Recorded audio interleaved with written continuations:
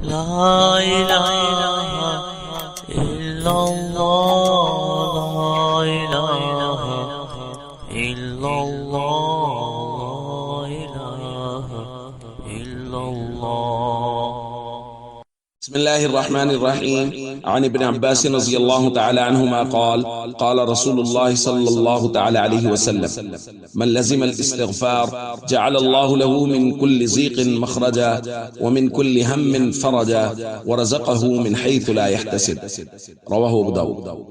نبی کریم صلی اللہ علیہ وسلم نے ارشاد فرمایا: جو شخص استغفار کو لازم پکڑ لیتا ہے اللہ رب العزت اس کے لیے ہر تنگی سے نکلنے کا راستہ پیدا فرما دیتا ہے، اور ہر رنج اور تکلیف سے اس کے لیے خلاصی کا راستہ پیدا فرما دیتا ہے، اور اس کو ایسی جگہ سے رزق دیتے ہیں کہ اس کا گمان بھی نہیں ہوتا۔ دوستو، رمضان المبارک کا درمیان والا عشرہ مغفرت چل رہا ہے، اور استغفار کے بے شمار فضائل نبی پاک صلی اللہ علیہ وسلم نے بیان فرمائے۔ اور آج کی حدیث میں آپ غور کریں، میں ان دوستوں کے لیے یہ بات خاص طور پہ کہا کرتا ہوں جو وظائف پوچھتے ہیں کہ جی ہمارا یہ مسئلہ ہے، کوئی وظیفہ بتا دیں، رزق کی تنگی ہے، وظیفہ بتا دیں۔ نبی کریم صلی اللہ علیہ وسلم نے خود یہ وظیفہ بیان فرمایا، اور یہ ہر مسئلے کا حل ہے۔ حضور نے فرمایا: من کل ضیق مخرجا، جہاں کہیں تنگی آ جائے وہاں سے نکلنے کا راستہ استغفار کو لازم پکڑنا۔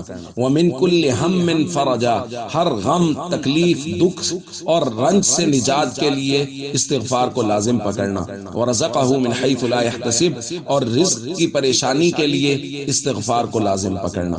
تو یہ ہے وظیفہ جو نبی پاک صلی اللہ علیہ وسلم نے بیان فرمایا ہے، لیکن یہاں یہی بات لازم ضروری ہے کہ استغفار کو لازم پکڑنا، یعنی استغفار کثرت سے کرنا۔ صرف ایک مرتبہ استغفار کر لیا یا ایک تسبیح استغفار کر لیا ایسا نہیں، لازم پکڑنا، مسلسل استغفار کرنا، یہ ضروری ہے۔ تو اس سے اللہ رب العزت ہمارے تمام مسائل کو حل فرمائے۔ السلام علیکم ورحمۃ اللہ وبرکاتہ۔